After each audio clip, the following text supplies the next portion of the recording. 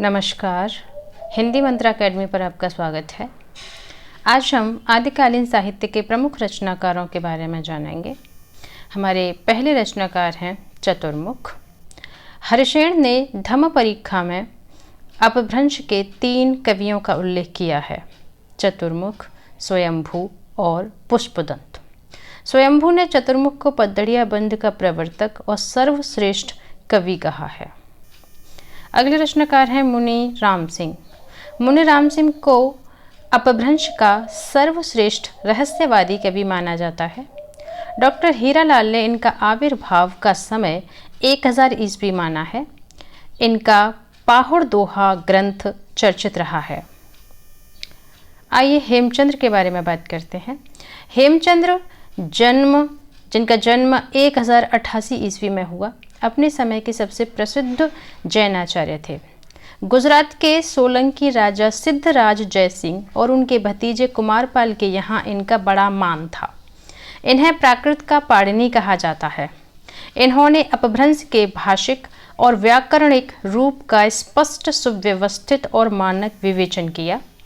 राजा सिद्धराज के समय में रचित सिद्ध हेम शब्दानुशासन प्राकृत व्याकरण इनका प्रसिद्ध व्याकरण ग्रंथ है।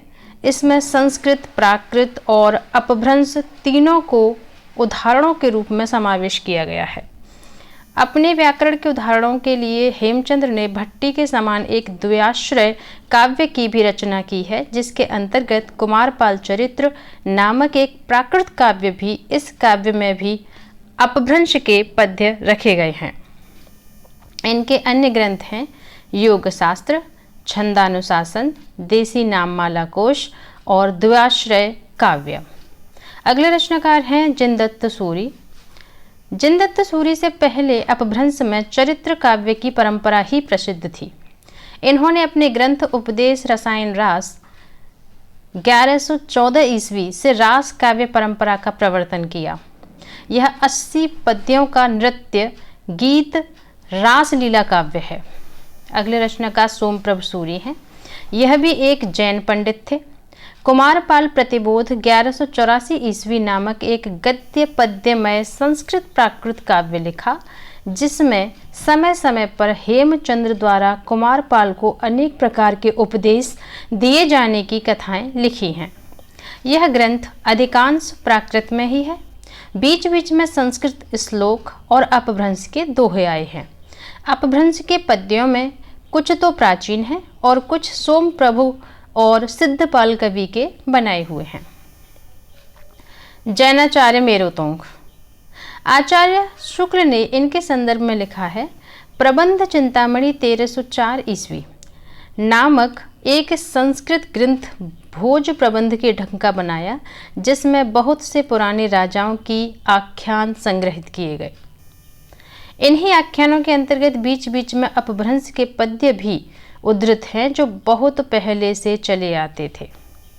कुछ दोहे तो राजा भोज के चाचा मुंज के कहे हुए हैं। मुंज के दोहे अपभ्रंश या पुरानी हिंदी के बहुत ही पुराने नमूने कहे जा सकते हैं। मुंज ने जब तेलंग देश पर चढ़ाई की थी, तब वहाँ के राजा तैलप ने उसे बंदी बना लिया था और रस्सियों से बांधकर अपने यहाँ ले गया था। वहाँ उसके साथ तैलप की बहन मृणालवती से उसका प्रेम हो गया। इसमें दूहा विद्या विवाद प्रसंग मिलता है। कहीं कहीं अपभ्रंश के दोहे भी हैं। यह ऐतिहासिक महत्व की गद्य रचना है। इसमें प्राकृत पेंगलम में जैनेतर रचनाएं भी शामिल हैं। प्राकृत पेंगलम जिसे प्राकृत पिंगल सूत्र भी कहा जाता है। इसमें विद्याधर, सारंगधर, जज्जल, बब्बर आदि कवियों की रचनाएं संकलित हैं। इसमें प्राकृत और अपभ्रंश के छंदों की विवेचना के रूप में विभिन्न कवियों की रचनाएं या छंद संकलित किए गए हैं। इसका संग्रह 14वीं शती के अंत में लक्ष्मीधर ने किया। वंशीधर नामक किसी विद्वान ने इसकी टीका लिखी है। आदिकाल में लिखा गया वैष्णव साहित्य बहुत ही कम मात्रा में उपलब्ध है, लेकिन प्राकृत पेंगलम के अनेक छंदों में विष्णु के विभिन्न अवतारों से संबंधित पंक्तियां मिलती हैं। इसी प्रकार हेमचंद्र 12वीं शती के प्राकृत व्याकरण में संकलित अपभ्रंश दोहों में भी कृष्ण, राधा, दशमुख आदि की चर्चा आती है, यानी रचा तो गया होगा पर अनुपलब्ध है। प्राकृत पैंगलम में संकलित कवि बब्बर के पद्यों में सुखी और संपन्न जीवन क्या है का चित्रण मिलता है। प्राकृत पैंगलम में वर्णित 8 छंदों के आधार पर आचार्य शुक्ल ने हमीर रासों की कल्पना की व इसके रचयिता सारंगधर को माना। हमीर रासो यह प्रशस्ति मूलक मुक्तक काव्य है। सारंगधर आचार्य शुक्ल ने सारंगधर का समय विक्रम की 14वीं सदी के अंतिम चरण में माना है। आचार्य शुक्ल ने हमीर रासों का रचयिता सारंगधर और राहुल संकृत्यायी ने जज्जल को माना है। हजारी प्रसाद द्विवेदी के अनुसार हमीर शब्द किसी पात्र का नाम न होकर विशेषण है जो अमीर का विकृत रूप है। सारंगधर पद्धति में बहुत से सावर मंत्र और भाषा चित्र काव्य दिए हैं। रामचंद्र शुक्ल के अनुसार यह अच्छे कवि और सूत्रकार भी थे। डॉक्टर बच्चन सिंह ने इन्हें अनुमानतः कुंडलिया छंद का प्रथम प्रयोक्ता माना है। किसे? सारंगधर को। तो ये था हमारा आज का विश्लेषण, जिसमें हमने आदिकालीन साहित्य के प्रमुख रचनाकारों के बारे में जाना।